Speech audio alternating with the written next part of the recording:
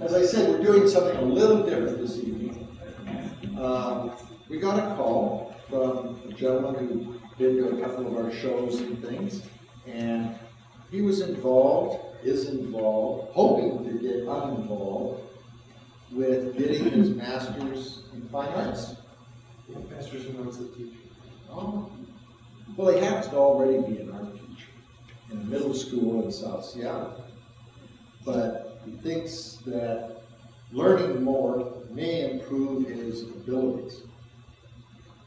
So he's entered, and as time allowed over the last few years, he's worked toward his master's degree in art education at the University of Idaho.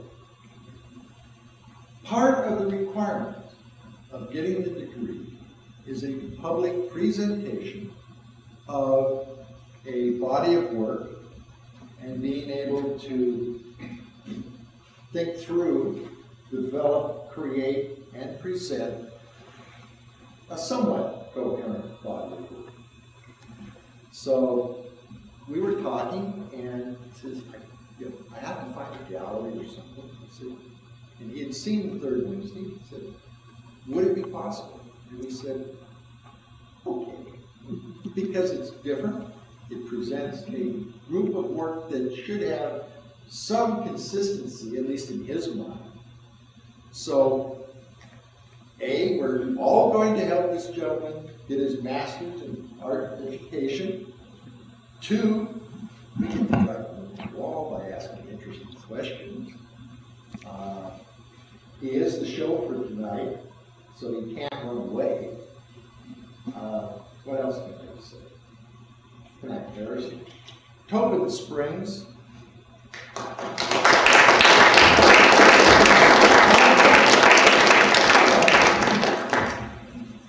Well, first off, I guess I'd like to thank Alan, Rose, and all of you guys at the Soap Lake Art Guild.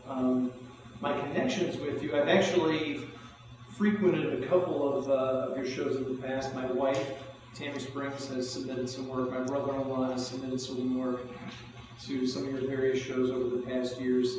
And my father-in-law, Bill Carell, is a member of you guys. And so that's kind of a connection with me. You might not know me, but I'm actually not a total stranger of your guys' group through those connections. For those of you, though, that don't remember my name, I'm Tobin Springs, and this is, as Al mentioned, this is my Master's in Arts of Teaching kind of thesis culminating presentation that I have been told that I must give to a group of people. Preferably, my professors emphasized we prefer that it not just be ignorant people of art, but people who actually have some knowledge of viewing some art. And so it's really a fantastic opportunity you guys were willing to have me here today. So I guess without further ado, introductions, I'll fill you in a little bit on myself and kind of the background about who I am. So I'm 33 years old. I have an education from Central Washington University in arts education, a minor in elementary education. My major is in art education, and it's actually at CWU. They have a program there that if you get an art education degree, there basically you get a fine arts degree, and then you also get all the ed classes tacked onto that too. So I'm an artist and an educator as a result of that education. I really enjoyed my time in Ellensburg at Central. It was really fun. I met my wife there, and it turned out really positive for me. And then this show is through the University of Idaho. And that class is a little bit different because I actually have not been to the actual physical campus. All the classes for me have been online through correspondence. And I've been over the internet with my professors talking over Skype and computer programs, and had a whole process that has been going on for maybe about 5 years for this, all coming to a head tonight in this presentation. So I hope you enjoyed it, but that's kind of my education background. I gotta throw this in. I have a little 6-month-old daughter who's asleep right now. Grandmother's watching her and afraid of, so that's really fun. And she's right up here. Well, I'm never see a picture of her later. But I actually am currently an art teacher, and my place of residence is actually not here in Eastern Washington. It's way over in Western Washington in the South Center, South Seattle area, specifically the city of Tukwila. And I'm actually a public school teacher, an art teacher for Showalter Middle School, basically teaching art to 6th, 7th, and 8th grade students. Matter of fact, if I can get back over the past tomorrow, I'll be teaching there again.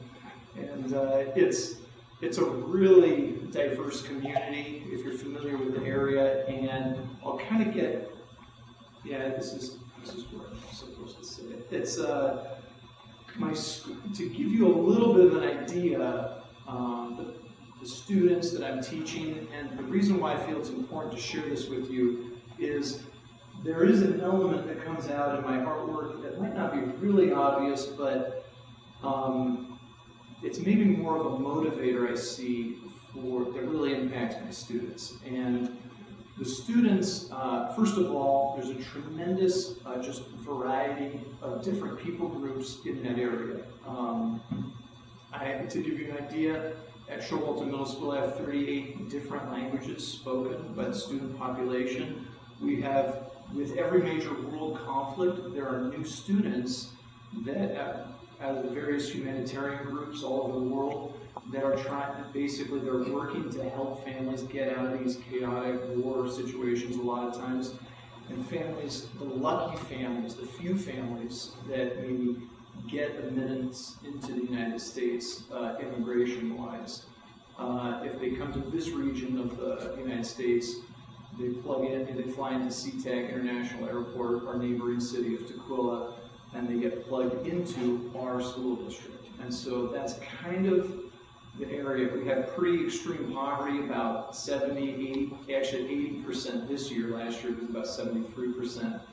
80% of our school population would qualify for the poverty level. So it's just destitute, poor type of majority of the students that we're dealing with. And they're kind of culture shocked. They're really scrambling to learn the language, English, adjusting to the busy, fast pace of our society. And so there's a tremendous wide range of things. And I guess to give you guys an idea, I teach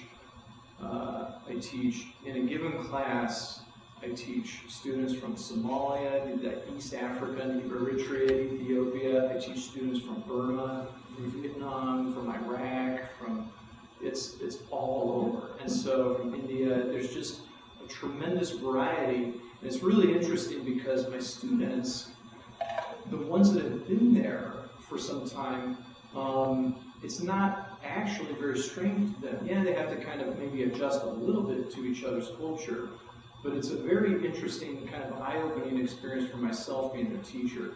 And the big thing, how this kind of ties in with why it's important for you guys to hear this, art is a powerful tool for a lot of these students.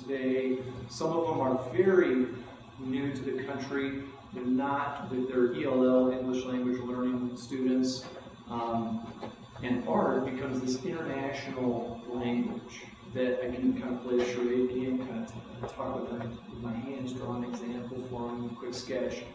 And they can reproduce a lot of the things in art. And there's actually some students who come from crazy situations, war situations, refugee camps, and they're restricted. A lot of female students are not allowed in their culture to even go to a public education. They're stuck at home, taking care of the family, and what they end up doing, some of them on their own with just no resources, they end up making and doing art on their own.